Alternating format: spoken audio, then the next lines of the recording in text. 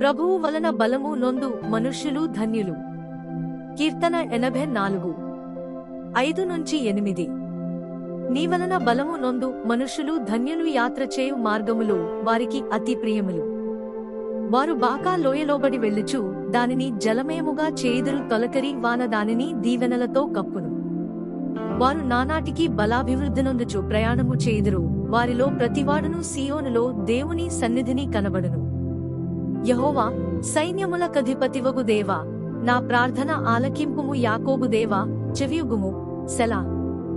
ప్రభువునందు ప్రియమైన వారలరా, ప్రభువు వలన బలము నొందు మనుష్యులు ధన్యులు.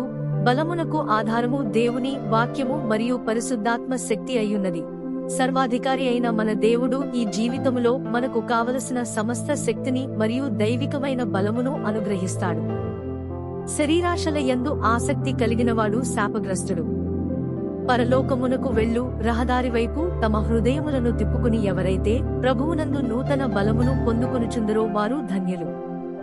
అవును, మన హృదయములను ప్రభువుపై స్థిరపరచుకుని మన మార్గములు పరలోకము వైపు ఉన్నట్లయితే మనము నిజముగా ధన్యులము. పరలోకము వైపు వెళ్ళు మార్గము ఇరుకుగా ఉన్నప్పటికీ మరియు ఆ మార్గములో వెళ్ళునప్పుడు అనేకమైన కోరికలు, మన ఇష్టాలు వదిలిపెట్టాల్సి వచ్చినప్పటికీ ఆ మార్గము గుండా వెళ్ళునప్పుడు మనము దీవింపబడతాము. మనము ప్రభువునకు అయిష్టమైన వాటిని వదిలివేయునప్పుడు ఆయన మనలను ఆత్మీయంగా ఆశీర్వదిస్తాడు. మనము జీవిస్తున్న ఈ లోకము అశాశ్వతము మరియు ఈ లోకము యొక్క మార్గము ఎంతో విశాలమైనది.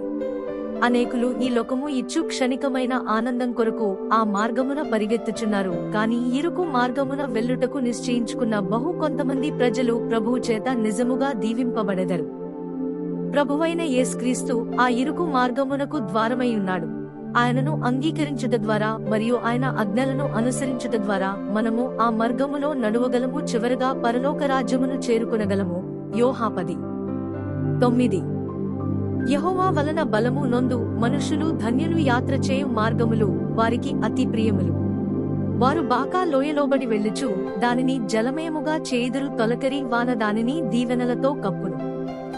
ఎవరైతే తమ సహాయం కొరకు దేవుని నమ్ముకొంటారో అటువంటి వారి జీవితములో యెహోవా బలముగా పనిచేయుచు వారి ఎడారి పరిస్థితులను తొలగించి జీవపు ఓటలతో నింపుతాడు. హల్లెలూయా. యెహోవా వలన బలము నొందు మనుష్యులు ధన్యులు మరియు ఆయన మందిరమునందు నివసించువారు ధన్యులు. వారు నిత్యము ఆయనను స్తుతించుదురు. యెహోవా వలన బలము నొందు మనుష్యులు ముఖ్యముగా ఆయన సన్నిధిని ఆనందించుటకు మరియు ఆయన మందిరావరణములో నివసించుటకు ఎంతగానో ఇష్టపడుదురు. అటువంటి మనుష్యులు ఎల్లప్పుడూ ప్రభువును స్తుతించుచు ఆయన సన్నిధిలో ఆనందించుచునుందరు. యెహోవా వలన బలము నొందు మనుష్యులు ధన్యులు. వారు సీయోనులో ప్రభువును కలుసుకును వరకు బలము నుండి అధిక బలముకు, కృప నుండి అధిక కృపకు, విశ్వాసము నుండి అధిక విశ్వాసముకు, శక్తి నుండి అధిక శక్తికి మరియు మహిమ నుండి అధిక మహిమకు వృద్ధి నొందుచునుందురు. హల్లెలూయా. ప్రభువైన యేసుక్రీస్తు మీ అందరినీ ఆశీర్వదించునుగాక.